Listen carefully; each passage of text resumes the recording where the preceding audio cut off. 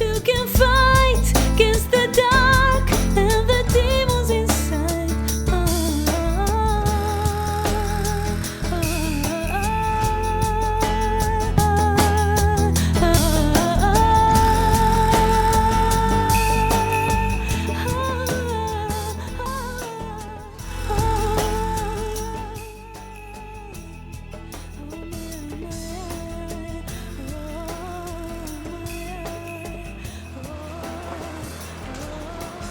Hagit's first talk is to Christian Aid in London. Israel's peace camp believes in a two-state solution, and so do most Israelis.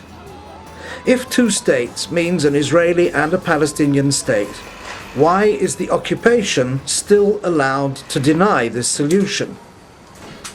In this film, Hagit details the issues the occupation continues to create.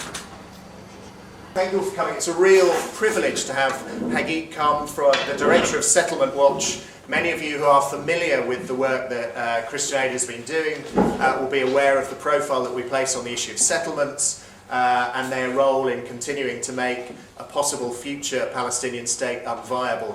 If you want to know the authority on what's happening on settlements, where they are, how they are, the planning, etc., then Settlement Watch are the organisation that you need to speak to, and Hagit is here to tell us all about it. So a big warm welcome for Hagit.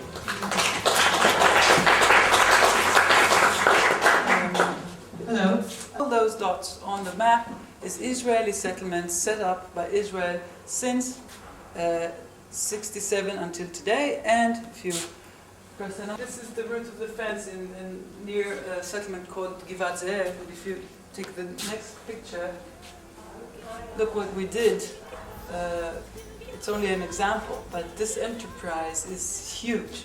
And even if, and as people know, in the future, this route of the fence will not stay. It will have to be changed.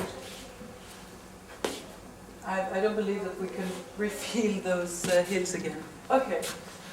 As for what is going on today, there's a lot of talks about freezing the settlements.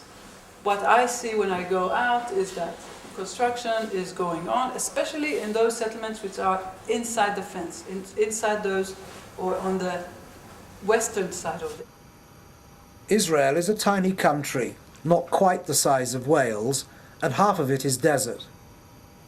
Its occupation of the West Bank is the source of intractable problems.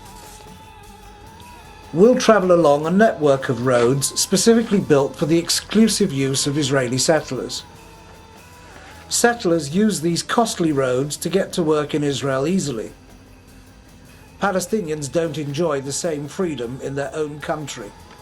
All the blue marks on the map represent settlements for some 280,000 settlers.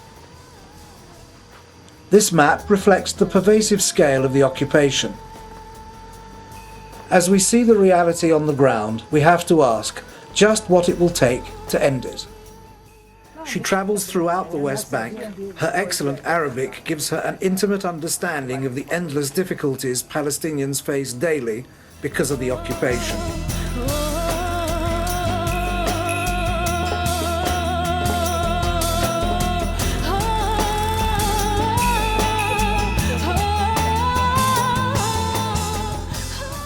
The skyline of this Palestinian village north of Jerusalem is dominated by a settlement.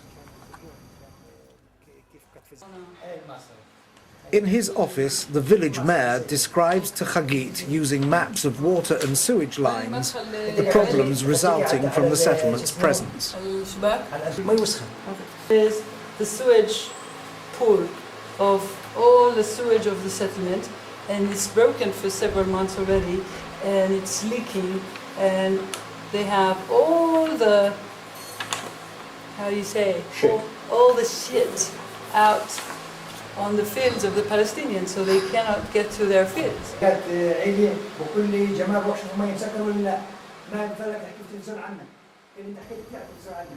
All waters supplied to the village is controlled by the Israeli occupation authorities. So they all have another problem with water.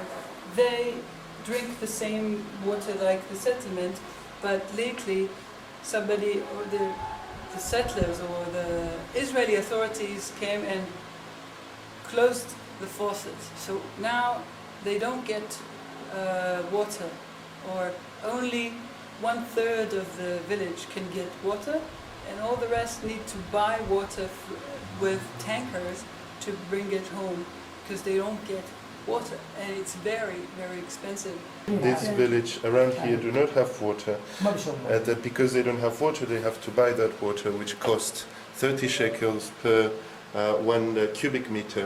When the network is working properly and the Israelis allow for the water to come in, it will cost only 5 shekels per cubic meter. Hagit and her predecessor have compiled a comprehensive report on land ownership in the West Bank.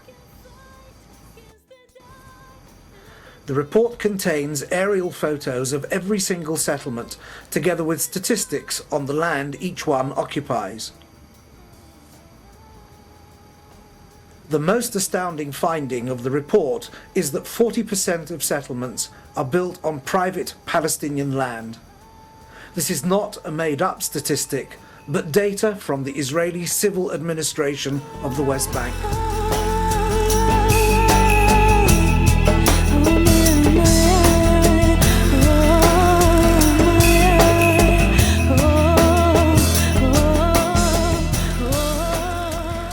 We'll visit Bet Aryeh, north of Jerusalem, built on 25% Palestinian privately owned land.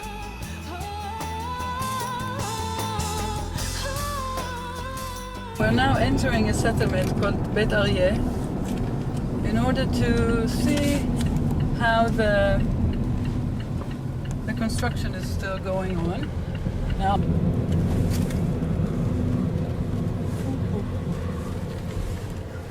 this is my job, to take pictures of the construction, right? To make sure that we know everything. So instead of writing down, I'm taking pictures to have it makes it the picture more interesting. Imagine how Palestinians must feel about the chance for a political solution with such large-scale construction. No problem. Why not? Let's expand. But according to Israel's government, Israel is promised in the roadmap and in Annapolis and in exchange of letters and everything, Israel has promised to freeze all settlement activity. Olmert had promised to freeze all settlement activity, at least while the negotiation is going on. However, this is what is going on down here. They're building a new neighborhood in Bet Aryeh. A lot of money, a lot of construction, as if there are no negotiations. On the Bethlehem Bypass Road, a blot on the landscape if ever there was one, we get a sense of the occupation's disruptive nature. This road, this part of the road is closed for Palestinians because there is the wall, which they cannot pass, and there is a checkpoint which is not on the green line, but it's inside the West Bank. The tunnel was built in order to bypass the Palestinian villages and the bypass city, the Palestinian city of Bethlehem, and to enable the settlers go freely and nicely to their settlements south of Jerusalem. This road made it possible for the settlements south of Jerusalem to expand from 10,000 people in Oslo in '93 to 50,000 people today. We evacuate our troops from the city of Bethlehem, so settlers cannot use the road anymore. But we did not evacuate any settlement in the interim time.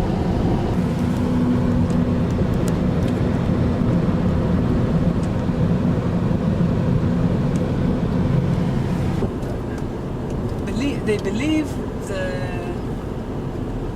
the army that it's needed for the security of Israeli citizens. This is the Israeli checkpoint, the checkpoint for Israelis, in which you're not really checked.